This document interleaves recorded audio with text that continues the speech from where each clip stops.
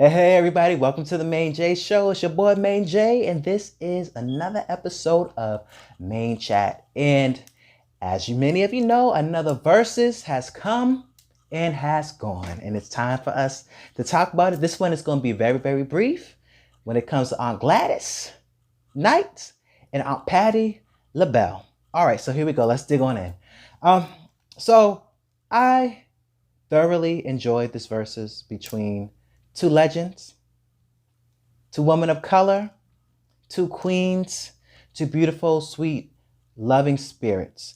I didn't go into this who can sing better, who has the better songs, who can out holler and out sing and all of this, because that's what not is about. It always was intended to just enjoy the people that come together and enjoy the music, song by song, hit by hit, so that's what I did. And they're both winners.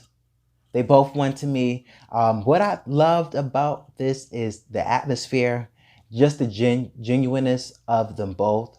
You can tell they both wanted to be there. You can tell they both enjoyed each other. They both enjoyed each other's company. It wasn't no competition. It wasn't no shade thrown and little subliminals and all the other stuff. It was just pure fun. I just felt like I was in my living room at my house, just sitting talking to aunties. And I know that food, whatever that spread that Aunt Patty and Aunt Gladys had for this, I know the food was delicious. All right, so let's talk about the songs. I thoroughly enjoyed it. Every song I liked, even the ones I didn't know. I know more Patti LaBelle songs than I do Aunt Gladys. I know my bishop is probably smiling down, actually not even smiling down, frowning down at me because I just said that. But I'm Team Gladys just for you, Bishop Bragg. But I know my bishop was smiling down for heaven just watching his baby, his number two. Um, what I liked about this is that they both were singing. Patty was singing along to her songs. But Aunt Gladys, she didn't come to play. She came to let y'all know I may not be the soprano.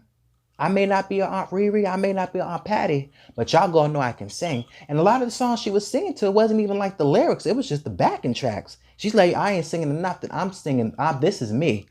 And I thoroughly enjoyed it. It got so good to Aunt Patty.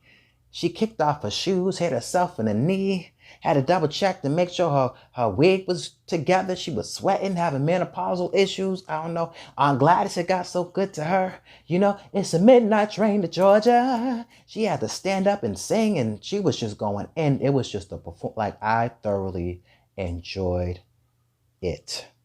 I just thoroughly enjoyed it. I don't think you can kind of top this one. It wasn't as huge as the other ones, the Brandy and Monica one, the most recent one, that was like what, 7 million views. But it was still big. It was good to see so many people like DeBrat and Little Mo and Oprah Winfrey, and a lot of people were in there that list that grew up to them. Jermaine Dupri was on there. Missy Elliott was on there. You got producers, singers, people that just love Aunt Patty, not Gladys. So I thoroughly enjoyed it. I think one of the highlights, the main highlight for me was when Dionne Warwick. Is she an auntie too? Do we say Aunt Dionne? I know we say Aunt Riri. I know we say Aunt Patty. I know we say Aunt Gladys. But I ain't never heard nobody say Aunt Dionne. Is she an auntie? The cousin that can't sing but got hits? I don't, I don't know, but it was great to see all three. They're all friends. Just come together. And Dionne was like, I ain't singing with y'all. Y'all the singers. Even when y'all was on my song, the remake, y'all were the singers. So she let them sing, and she was just there. I think she lip synced most of the time, and maybe got a word or two in where you heard her voice. But it was just good to see those three up there together and talking about their age and their friendship. And we might not ever get another moment like that. Just seeing like those three legends come together. And it was good seeing so many people correcting people thinking that it was them that had that song. No, Karen White had it first. Babyface, you did your thing, but Karen White had Superwoman first. I'm not your superwoman. Mm-mm-mm. And the only song that I really know by Patti that by heart is If You Ask Me To. In my heart forever. And then it's a midnight train to Georgia. So that's pretty much my spill for this verses.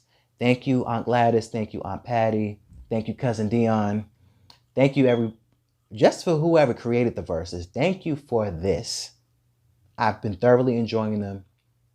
And what are some verses that you all want to see? We done seen Brandy and Monica. We done seen Aunt Gladys and Aunt Patti. We done seen Luda and Nelly. We done seen Jill, Scott, and Erykah Badu. We done seen Jagged Edge and 112. I'm just talking about the ones that I seen. I know there were some other ones that I missed. But what are some verses that y'all want to see? Holler at me.